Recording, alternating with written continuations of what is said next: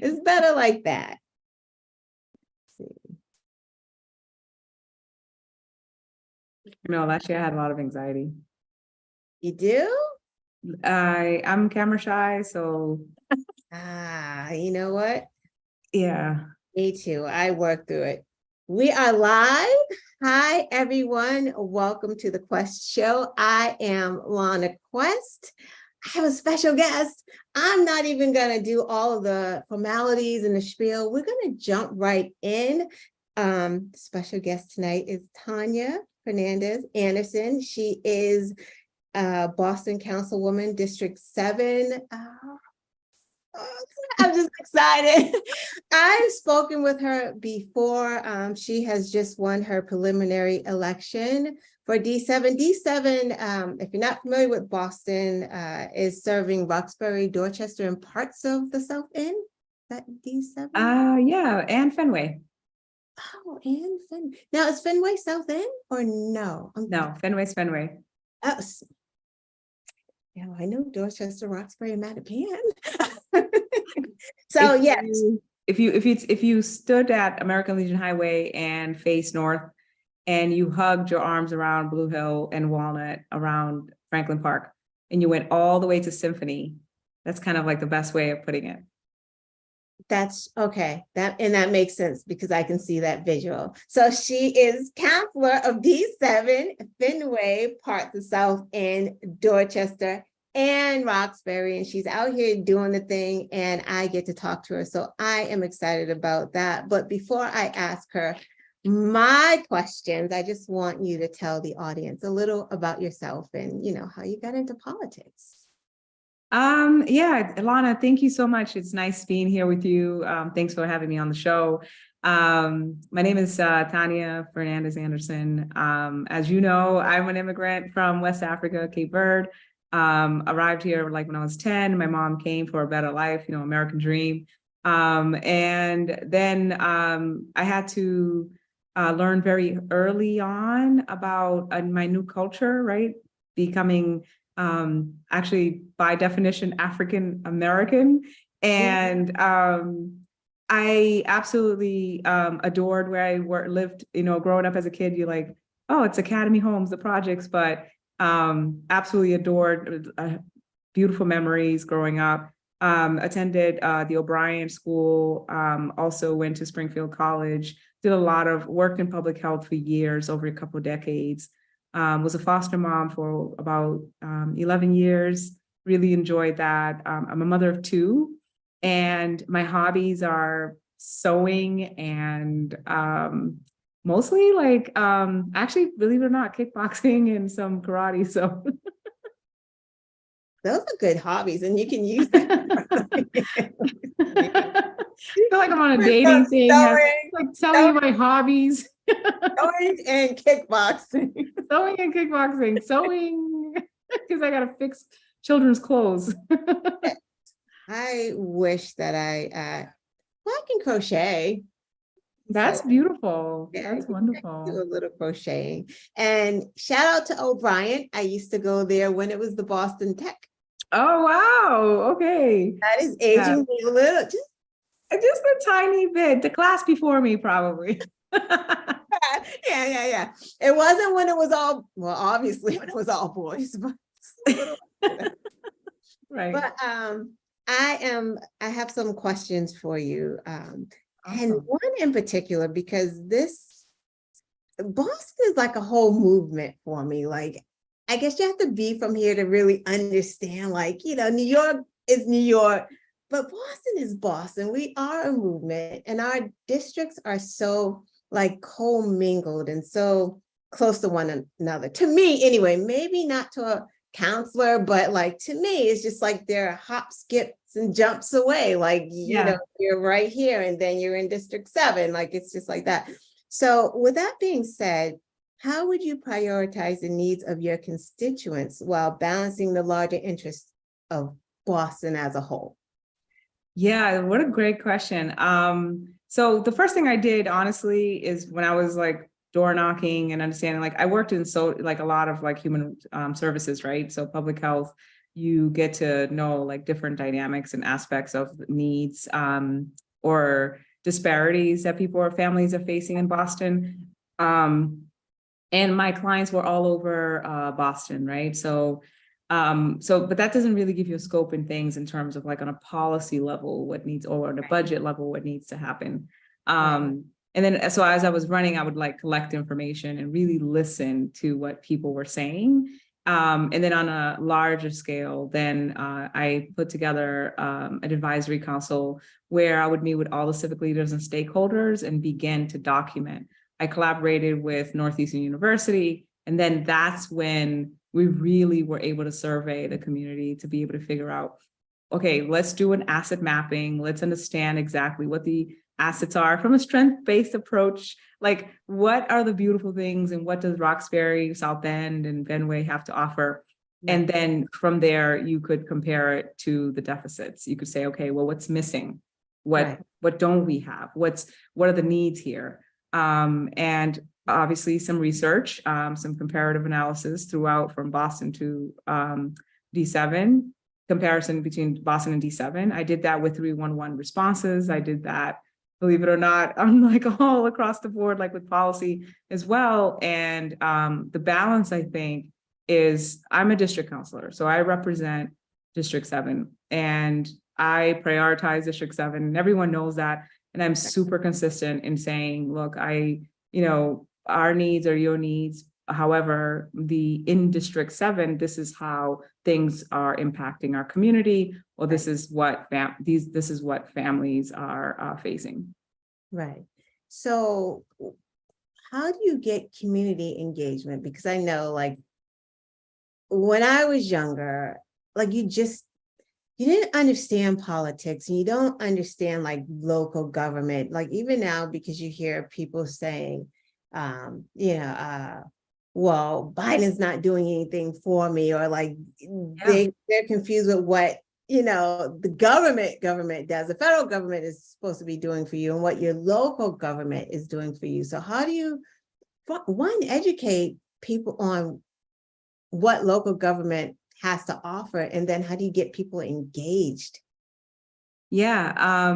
So I mean, several ways, right? So that you're either on the ground, you're doing tours through nursing homes, schools, and I do this every Friday. Schools, mosques on Fridays, churches on Sundays. You're also doing a little bit door knocking. You don't stop.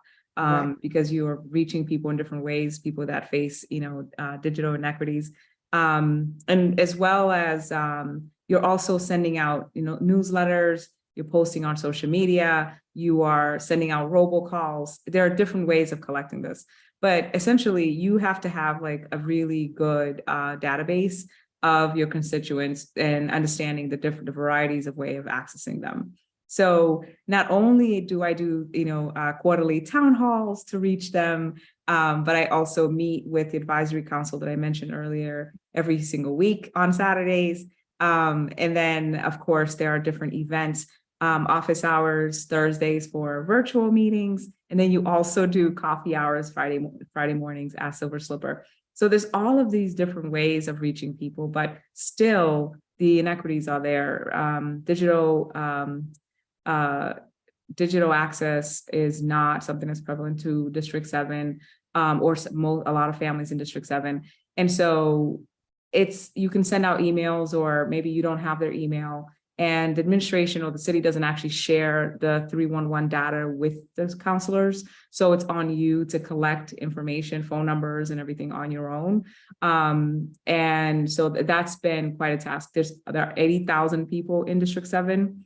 And my email list I've built it up from scratch up to 10,000 people. So it's pretty difficult. I say to people, go to my website, sign up for email list, and, follow me on social media the best you can, but also hopefully we can increase resources so that we can reach people at the door as well. Right. Do you think that, or do you know, maybe you do have the data from the first time that you ran to this time, well, it's a preliminary election. So I guess, how is turnout? I guess that's the question. Oh man, heartbreaking. And not I honestly don't. I mean, I think people are saying, we have to take accountability as, Black and brown people in, disenfranchised communities. But overall, District 7, there was a super low voter turnout. And I think that one, the city needs to do a better job in with the elections department to reaching out to people. It's not necessarily just on the election department because they can only do what they're budgeted for. So Right. if they're budgeted for 2 mailers the entire time, then that's what they're doing. Also, there could be other more creative ways of building civic engagement and voter turnout. And I think that Boston just is not there, like doesn't do a good job in doing that. And, there's a lot of need for improvement. You don't see flyers around, you don't see signs, you don't hear, robocalls going out or text messages. And it'll be interesting to see in other elections if there'll be like, major text messages going out to voters, don't forget to go out to vote or something like that. But for this election, and I'm still kind of newer, right? There was no, creative or extra effort to bringing people out. Do you think that it's because like we're a blue state, so we kind of take it for granted? Not only are we a blue state, not blue state, but we're not a swing state, right? So it's like, Massachusetts is gonna be blue, and it is what it is. Like, I don't. Debatable. I'm not sure that. I don't know. Just like, what is it? Boston is a funny place. Like, it's like a place where, gentrifiers can feel good about themselves by, if they do something charitable, if they take care of trees and nature and dogs. And but then they work in silos, they live in silos, and they don't actually partake in our economy. So you displace us commercially, therefore residentially as well, right? So I'm not sure we're actually the progressive city as people say that we are. People, you see, I don't know if you've been following what's been happening in Boston politics, but a lot of people say, progressive, but unless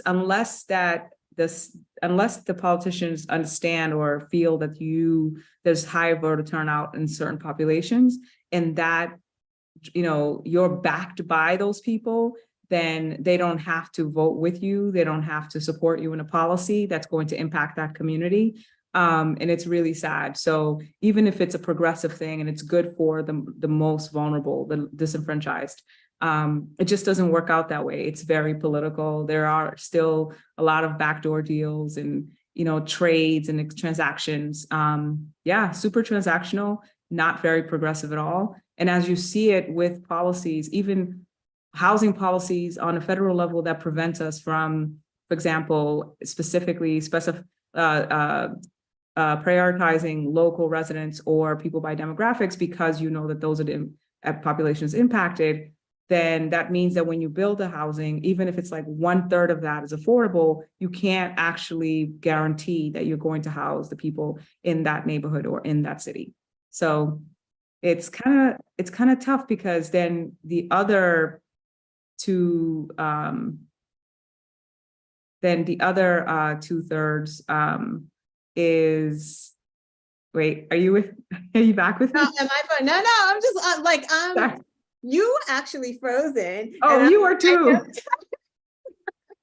You were too. I was like, wait, what's myself? Am I there? Are you there? The point is, you get what I'm saying. Like, so because of like housing costs and everything being so expensive, the city does try to like build in a way that, like, they say, okay, we'll do the 1/3, 1/3, 1/3 rule.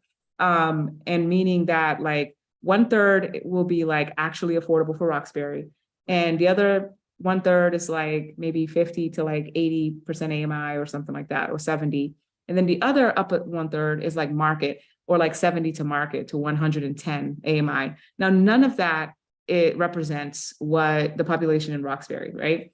And so Roxbury AMI is like around like 30, 40, which is like, okay, well, who are you building the housing for? And so I think that Mayor's Office of Housing acknowledges that and is trying to find really creative ways. Like we just passed an ordinance to be able to make changes on the inclusionary zoning so that we can actually do more than just 13% IDP, which is the inclusionary development units. So like inclusionary zoning, so like those units, instead of just 13% of that development is going to be up to 17%. But still we have a long way to go. We could go up to like more, but again, they have to make sense of the math. Does it make sense for the developer? Is it still going to attract developers to continue to build? Because if we want to be a thriving city, we have to continue to develop. So it's the balance of doing that. But my positions on housing specifically is about, okay, but who is the developer? And can we ensure that you are building racial equity while we're doing that? Right. And that's just one of my pet peeves just all the time, because I park at Shawmut Station over there, Melville Ave. It's beautiful over there. And then you have Washington Street, but like that whole area right now is just like, there were 3 families that they've totally changed, and they've made them condos, and they're selling each condo unit for $600,000-$700,000. And it's That like, sounds cheap. maybe it's more. It's just like but they're just pricing out the community. And it's like, and then they are a certain way, and they think that they can put the Black Lives Matter sign on their lawn, and that's all they have to give to the community. like you said, they're not bringing their money to the community. They're not supporting the community. They just buy their houses there, but maybe it's closer for them to get to work. I don't know. But now Black and brown people have to move further out to find housing. And that's the thing that just, like, this community is, yeah, it's sad, because we do have like one of the best economies in terms of like those who are thriving, right? Like best schools, best hospitals, best everything, most things in Boston, one of the richest cities in America, and still we can't house the unhoused. We can't service the people that need it. And so, we're not transitioning people, we're not building racial wealth, like we're not passing down generational wealth either. And so you go into the restricted housing, we do stuff like that because it's what we can afford. But then it's like finding other innovative ways of transitioning people from, a lower class to middle, or middle to rich. And so I'm of the opinion that it has to be more intentional in terms of who the land goes to develop, so that we can actually be more intentional in the equity thing, racial equity thing that everyone propagates. But I don't think that it's that intentional. I think that, it comes down to who can build, who can get this bid cheaper, like, who could do it cheaper. And then even when funds are going to support creating housing, they're going to like mostly CDCs. And CDCs, as we know it, they build boxes. They don't build things with amenities. They don't build them with high quality. And then, of course, most of the calls from my constituents are that they're poor maintenance, poor landlords, like they're not actually upkeeping. And so not all CDCs, but this is what's happening. The city funds CDCs a lot to do the development because the CDCs can develop it faster or better or however they think. And so they're funding them, even though CDCs have a whole lot of money. They're nonprofits, but they have a whole lot of money that they could be creating ways to create rent-to-own policies or programs in their already existing rentals. Right. And that was just going to be my question to you. Like, how do we get Black and brown people into their own homes and not into these rental properties, which are very expensive anyway, but like, it's so hard to buy a home right now. There's two, if you go into restricted housing, restricted deed program, like you want to restrict it just for a certain amount of time because you don't want to actually propel faster gentrification, right? Like people, like if I can turn it and liquidate the asset and get money quick, I'm going to do it. And so you don't want to promote that, but you want to have people invest in that community. But just in itself, they'll say, well, just owning a house in itself, that's an investment, that's mental health care, that is stability, right? That's helping your children's environment, blah, blah, blah. And so, yes, but after 20 years, that's a long time, or 15 years even, that's a long time. So I would say that 30 years is too much. And even I think some restricted programs have gone to like 50, or they got extended, and that's not fair. Right. And so rent to own programs, more, obviously, more, co-ops, more land trusts opportunities, more creative ways of doing that. And I think there are examples in other places, even in Boston as well, that can be done. So I'm optimistic. Too, because we have a whole new bunch of counselors here, new, young, really progressive, and maybe you can make this city really progressive. So that's, Well, that's yet to be seen. we're gonna get there. You know what? We're a lot further than we were. Or you don't I think? don't know what's going to happen with the election. I don't know if you've been following that, but like, Oh no, help me. What's well, we just kind of lost one of the most progressive folks on the council. So we don't know who's going to replace them, right? We don't know who's coming in. I'd rather not even lean into that conversation, but I don't know who's coming. So I'm not sure where their positions are. Sometimes even how you run could be because that's the support you need, but then maybe that's the support you answer to when you're in. So if you're leaning into like the more conservative funders or support, what does that translate to when you're in? So I don't know. I don't know what's going to happen. I don't know who's going to win. I have some ideas, but yeah. We're not going to go into that. That is right. We'll let that play out. It's all right. So you touched on it a little bit. So my question is, how do you plan to attract new businesses to District 7? Yeah, I mean, I think it's through development. I think you have to revitalize the business corridors. Prior to the plan that the city is doing now, or what they're talking about doing, revitalizing squares and corridors, I had filed a resolution to do that, to renovate or to revitalize business corridors by way of art. So there was a corridor designated from South End through Dudley Street and Blue Hill Ave. It ends about where my district ends, about Grove Hall. And basically it's revitalizing these business corridors, new development, and ensuring or mitigating community benefits in a way that's going to ensure affordable commercial space. And I think that takes a level of investment from, developers, but also the city to ensure those affordable spaces. That's one way. Art is another way, beautification, right? And also just different cross-marketing ideas, tapping into the tourist attraction or the tourist market. One of the leading, revenue drivers is the tourism, right? So, and there's so much art and beauty that can happen, that exists and that we can preserve for identity, for, Black and Brown culture here in my district, in District 7. So I think that's another way of attracting it as well, and connecting it to that source of revenue so we can bring in some monies and some foot traffic and maybe boost the market. Yeah, I feel like gentrification kind of kills all of that sometimes, like just what the city embodies, and sometimes it just kind of destroys it. Like, I don't know, I drove down to, Columbia Road, and like,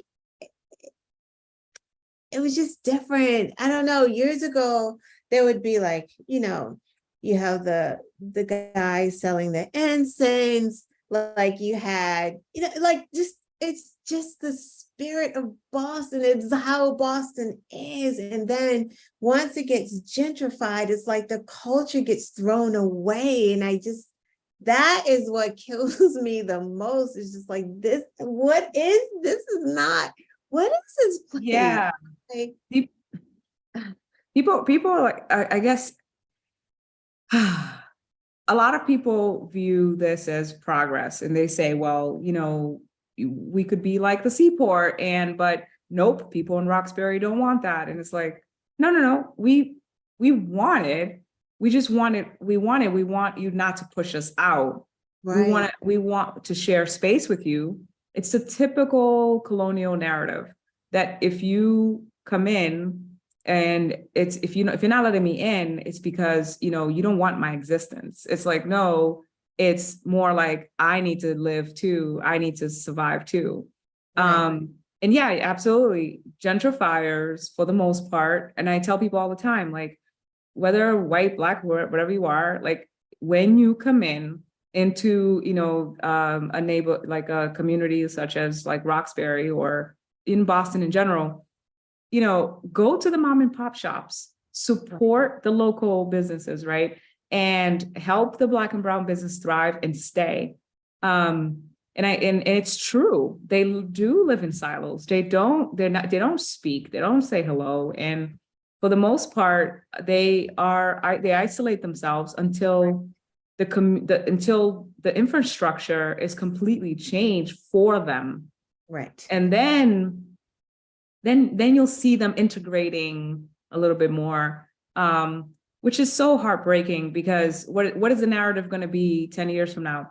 Oh, Boston is now safe and there's no more violence. Well, actually, no, you never dealt with the crux of the issue. You never invested in Black and brown people. Right. You pushed them out to the suburbs. Now the problems are there, scattered to different suburbs. And now Boston becomes a place where nobody can afford. And it's just you guys and a little bit of sprinkle of Black and brown people. So yeah, no, you're absolutely right. It's like they start to invest in it once the gentrifiers are here, right? They've never thought about simple things like fixing the parks, right? And then when the identity of the neighborhood changes, then it's like, oh, let's fix the parks. Maybe kids shouldn't fall off the swing onto cement. Like, yeah, I mean, what happens with people of affluent backgrounds or higher academia is that those people have the flexibility of their economy to be more dynamic in terms of what they can, more fluid in terms of what they can attend to, right?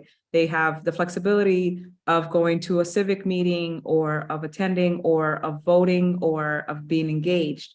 And then they have the money to be properly integrated as a community. And so because they have money, they have access. Because they have access, they are engaged. Because they are engaged, they're integrated in government. right. And so you have a government that responds. And so people are like, oh, it's not about race. Well, the fact of the matter is that it's when you find specific, historically disenfranchised people, and that happens to be Black and brown people. And then when people of affluence come in, and it's typically not Black and brown people, a majority not. So I think that Boston needs to wake up, Black Boston, especially those who've been here, I would say more than a couple of decades, I've been here 10 years, I've been here 15. I think that people have to be fearless, and I think that people have to call out exactly what's happening because we have lower voter turnout. Don't ignore us, don't block us, don't dismiss us. And I think that, people are inundated with stressors. Our communities don't allow for a space for you to go and decompress. You can't, where do you go? Where does a gay Black kid who of poor background, socioeconomic background go to? No, he goes underground. He goes in the Black market. He does not go where it's safe. So then that, that underground market of whatever happens, of violence and sex and everything else, propels itself. And then you say, oh, our prayers are with you when somebody gets killed. And it's like, well, no, it's deeper than that. We know that poverty perpetuates systemic racism, or the other way around, right? Or vice versa. It's a vicious cycle that we need to dismantle. And it's going to happen with this like financial investments. It's going to happen with a city that's going to say, we're going to make aggressive investments in social determinants of health to stabilize our families that are most in need, with housing, with all jobs, with education, and service as well, mental health and so forth. Right. And I agree. We do have to do better. The elders of the city, like we have to figure it out. Like we can figure everything else out. We can Google everything. We can be on TikTok. We can do all of the things, but getting resources that, our family needs, or, we just don't do it. We don't do it. I think it's going to take the academia and, the heart and the mind, right? The academia and the clergy. I think it's the two entities that claim to know. And right. So since they know, then, come forth and call it out. This is wrong. This hurts. This kills.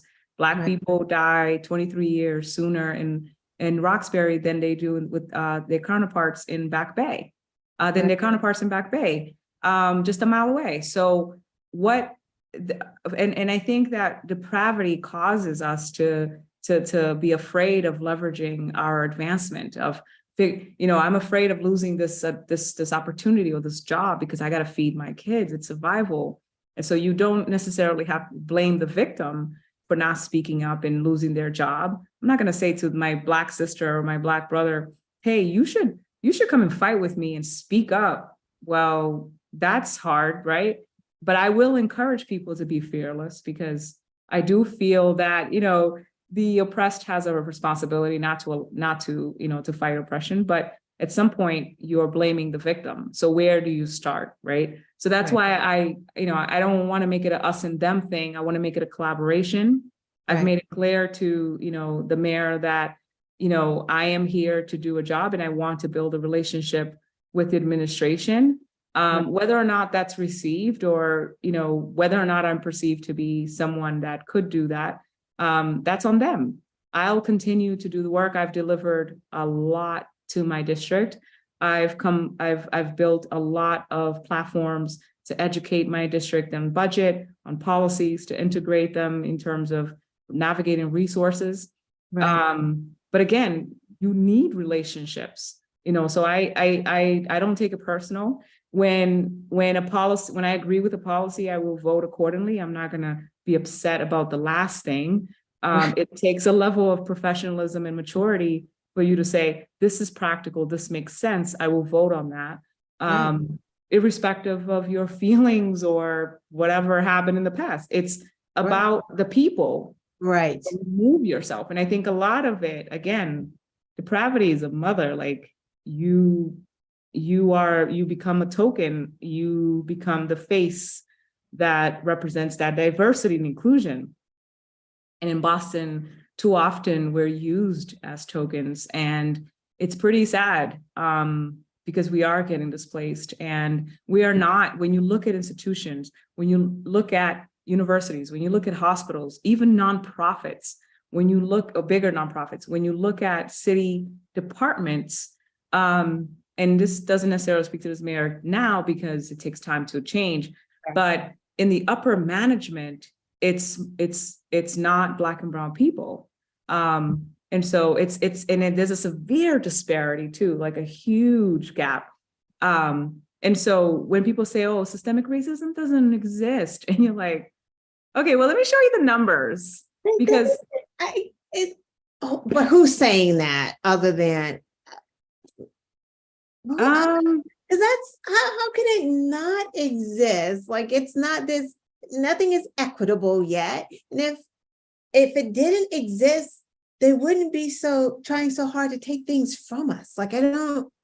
Yeah, exactly. Well, I mean, I think people don't, that's the thing about Boston. People don't actually say it to your face.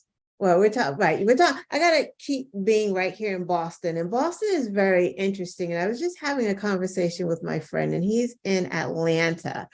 And he's like, yeah, Boston is very interesting because you're a blue state, progressive, but everyone outside of Boston thinks Boston is the most racist place ever. Like, yeah, everyone says that. It's like, But you know, that came from a study, and when they looked at the numbers and they looked at who had the money, and they looked at, Boston Foundation study as well, and they looked at the disparities, they were like, oh, there's $8 per household, right? And so when you look at the numbers, and you can argue that, but then still, I think people mean well, and I think that our counterparts are looking at us like, yeah, but why is that? And so for us to have to constantly, bear the burden or the responsibility of having to explain why a system that they propel and coddle Right. disenfranchises and hurts and kills us, that in itself is racist. That in itself is harmful. And so, I would say, I would say, continue to, speak up and learn more, and be more civically engaged in all of that, with all of your busy schedules. And I know it's a lot. But I would say that we need to organize. Sorry, my It's okay. light goes off when I don't move. We need to be more organized to find a way to find a way for us to move the numbers, to move to to the ballot, and show that we do have some influence, and we should be responding. It shouldn't be that way. The government should just say, where is the need, and take care of it. But it is that way, and I've seen it firsthand, and I know for a fact that it is that way. I did a study with 311, as I mentioned, and you look at the different neighborhoods and who has money and who doesn't, and how things get responded. Right. So. Right. The simple things like, hey, there's a pothole. How long is this going to take to get fixed? And everyone is frustrated, right? Like, oh, it takes like 2 years to fix a pothole, to fix a sidewalk, or I called about this or that, or like, for example, the permit parking now, that's like with all the development and issues, right? One minute it's like, well, capacity, it might be that capacity is an issue, so they need to hire more, but then that takes time. And so it takes longer. And we did see that Roxbury does get responded to longer than other areas, historically and currently. And so I'm working on, advocating. I feel that I'm very fortunate to be working in a time where the head of the departments, at least the ones that I'm like constant communication with, Parks is great, Streets is great, Mayor's Office of Housing is great, Shugani Dawu, I don't know if you know him, head of Economic Opportunities, great.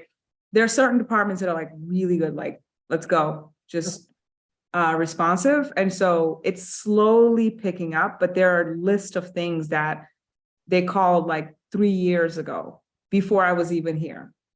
And so I'm right. Yes. And I'm picking that up, and I'm like, they're like, this thing's been messed up for 2 years, like literally. And I'm like, oh, I've been here a year, 9 months, like. I mean, I'm just happy that they're calling you, right? Like, because that to me seems new, that people are actually, that seems like progress, calling to get things done. Because I always think like, okay, where is everyone when the MBTA is having their meetings? Like, we need to be there because it impacts us as well. Like these different type of meetings where we never go. Like if you see them on TV, our people are not there. So I don't know if it's because we may not know about it, or they're not putting it in the Black or brown areas so that we do know about it, so that we can show up. I don't know which one it is, or maybe it's a little bit of both. Yeah, I think it's a little bit of both. I think more efforts can be done. Julia Mejia and myself, we filed for improvement of community engagement overall in the city of Boston, especially surrounding development. And so hopefully we'll get in the conversation with administration about what that should look like. I think it's important for people to know, you pay your tax dollars, that money goes to the city, and the budget, the purse, the mayor carries holds the purse. not the council. The council reviews the mayor's plan or suggestions for the budget, and then we vote on it. If we can't get enough councilors, and that's 9 to override what the mayor wants, 7 to pass, but then she could veto it, 9 to override her veto. If you can't get enough councilors, 9 out of the 13 to agree on doing that, then whatever the mayor suggests, that's what's going through, and that's what happened. That's typically what happens. And so there was an amendment to the charter to actually make the budget process more participatory. And so there's an office that's going to be created where you're going to have community members on, like a board to basically, give input about what the community needs and stuff like that. And now it's supposed to also do away with that backdoor deal where councilors used to go to the mayor and say, well, you give me that in my district and I do that. That's not going away because naturally people are still like, hey, my district needs this. And then the mayor still needs to vote, right? So that's like a human thing, a habit, a thing of like saying, advocating for your district, I guess, or your, vested interest in Boston. But it didn't totally go away yet. I think it's a slow process to get into a full, like, transparent process where the community knows exactly what is being advocated for and why. But the point is that the mayor holds the purse. Right. And so the mayor is responsible for constituent service. The mayor is responsible for repairing roads and lights and all of that stuff. When you call your counselor's office, it's because 311 is still sitting in 311. Something hasn't happened. And so you're calling your counselor as an advocate to back you up. Hey, I called 311, or I put in with the mayor's office, wherever you called, or I called the department directly, it hasn't happened. And so in comes your counselor to advocate for you. But even then, again, it's still in the mayor's hands. It's the cabinet belongs to the mayor. The departments belong, it's under the mayor. So.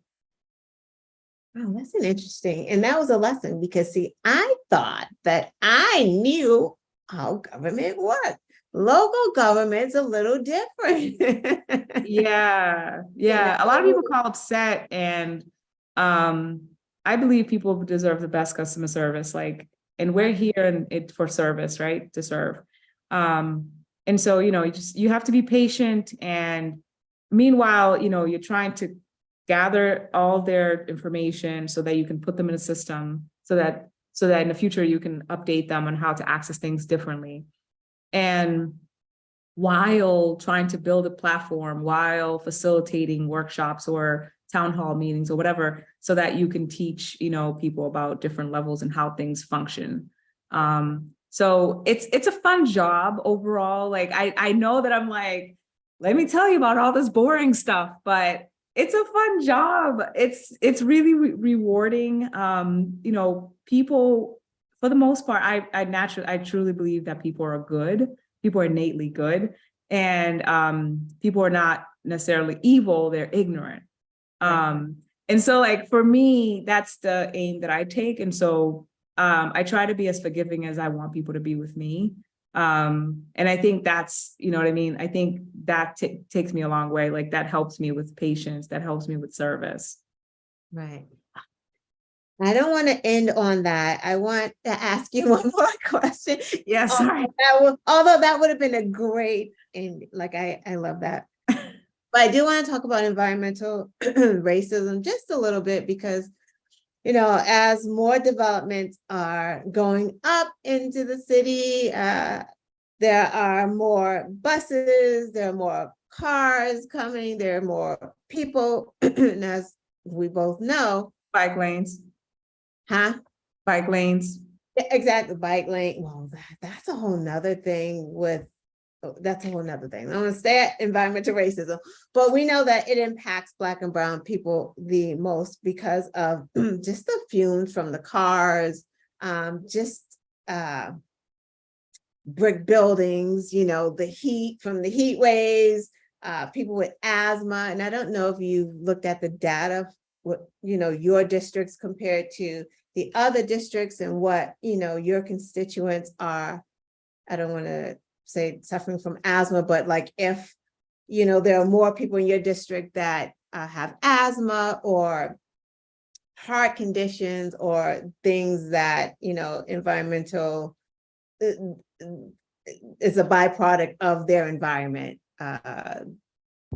Do you have any fixes for that? Like, what do you propose to do to address that situation? Because it is a growing situation. Yeah, I want to be clear that I absolutely am a strong advocate and proponent of environmental justice, of climate justice, of, reducing carbon emission. Like, I think that I don't put a lot of effort into, I don't feel like I have to advocate or fight anything to do that, because the mayor is completely on board with that, right? So if I know that money is going to go into that, investment's going to go into that, time is going to go into that, and she's putting 100% in that, great. I am all for it, and I love that, and I support it 100%. So in terms of, the bus, like the free buses or some lanes, some routes, and it's free transportation or, electric transportation, in terms of creating more carpool, car share stations or electric, recharging stations or stuff like that. Like, I'm all for it. I think that the only thing that is an issue is that while we're doing that, we are creating more bike lanes. And when we create more bike lanes, because we want to be more of a transit-oriented, more walkable city, we forget that we have not addressed the issues of the poor population, people of low socioeconomic class. And so you have not transitioned a people to this new lifestyle. And I think that we have to be more thoughtful in how we do that. Is there a program? Is there a free bike? Are you doing trailers so they can put their kids? And do you do electric bikes? Do you do mopeds? Do you do it in a way that it's like more, climate friendly? What are we doing? Are we doing a program where we teach people about that? Like, how are we investing in transitioning people? No, instead, it's like, well, environment can't wait. Yes, that's true. But what else we could do simultaneously while we do that is be fair to the population that has to drop off her kid, pick up the mom, go over here, go food shopping. Like, we have to think about that population too. So right. It's a challenging balance. And for those things, that part side of it, I wouldn't want to be supportive, and I will continue to work on figuring that out and how we're doing that better. And also with parking permits and stuff like that, while you're narrowing the streets, because now it's bike lanes and stuff like that. So it's a juggle. But yes, Roxbury, Lower Roxbury, second heat island, suffers from the second biggest heat island in Boston. And yes, asthma, a huge problem. What's the first? If that's the second? Chinatown. That makes sense. Yeah.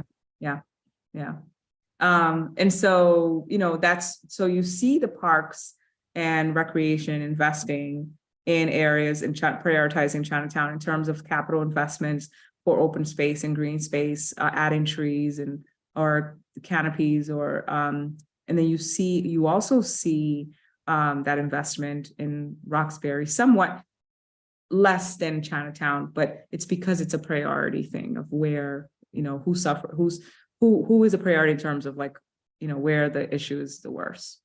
The issue is the worst in Chinatown. Mm-hmm. Yeah, that's just science, just research, not a race thing, or I know that Chief Mariama is very thoughtful in leading with that, and she's been very clear and very certain about the research. She showed it to us. We did a whole hearing. I understand it. I did a whole thing with Youth Connect and another a Hyde Park, Hyde Square, sorry, task force with the youth there. They did a whole study where they came into the council and showed. So we're very clear on the research and the science on that. Oh, that's awesome. So it is 9 o'clock. I don't want to keep you too much past 9 o'clock because it is late. I am going to ask you a closing question. What is your ultimate vision for District 7? Just ultimate, like what is it? Yeah, thank you.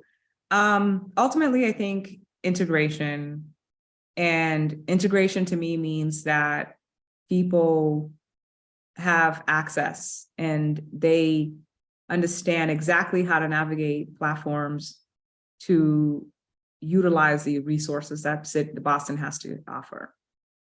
And the reason why that's kind of ultimate, it's because for me, that is the ultimate for the next, couple of years of my time that I know, right? Or that, God willing, I know. And the reason why that is because Roxbury and Grove Hall area, the parts that are most disenfranchised, Lower Roxbury as well, in D7, have been the most historically disenfranchised district. I think now second to Councilor Worrell's district. And what's happening is that we have the highest recidivism rate, the highest low affordable housing, the highest service treatment centers. Where I live, there's about 8 in just a 1 mile block radius of, I'm saying halfway homes, but, treatment homes. And so we have the high, like all service, everything that dampens our economy. And so I believe that with information, like knowledge is power, that kind of cliche, I believe that with information, we can access the resources, we can advocate for ourselves better, and we can build continuity of service as a district. And coming in immediately, I said to myself, how do I prepare to build a platform to give people access, to make sure that everyone understood what the job was and how to utilize it, and to also make sure that the resources are accessible. If you do that, then even if I leave within 3 terms, then I can pass the baton. So I'm creating an app for the district. We'll be the first district to have an app. I'm developing a database that will actually publish every single thing, interaction between city government and District 7. I'm also doing a whole project with anti-displacement. We've done the study, we have the book already printed. And so the person coming in, again, maybe I'm here 2 more terms, God willing, I don't know. But the person coming in says, I have the database with all my constituents. I know how to access them. I have a software that I do constituent service. I know how, we have an app that people can communicate with you. We can consolidate calendars on one platform. I can navigate things. And then I can say to the next person, here you go.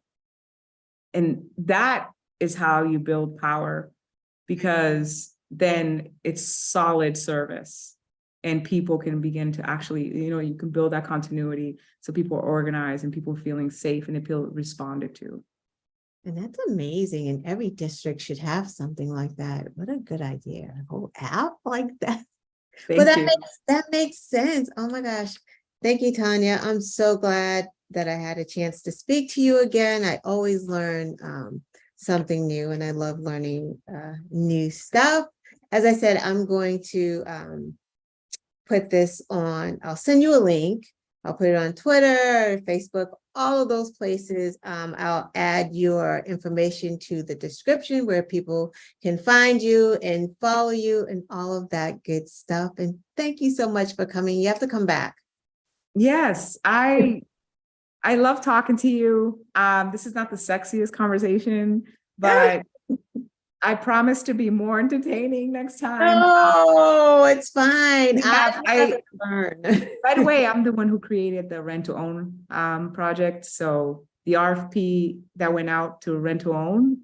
And so, yeah, there's amazing projects people can go to Tania for Boston and find all of my policy deliverables, all of my budget deliverables, and projects and programs that are happening. And I've done, with the help of the community, it's been a partnership and we have done a lot together. And yeah, I just love my district. And yeah, you do, and you are doing a lot. You are my favorite counselor. Like, oh, thank you. you're just always out here doing things. Like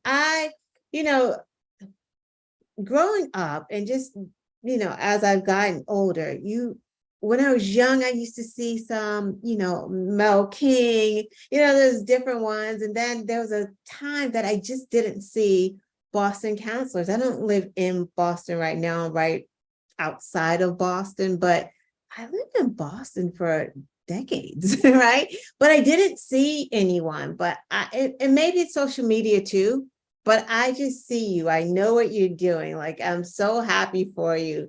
And I don't see that a lot. And I'm so glad that I get to actually, can't touch you, but you're there. So if you're there and I'm at a distance, you are absolutely there for your constituents. And I think that's amazing. And they're lucky to have you, for real. You make me want to move to D7. Thank you.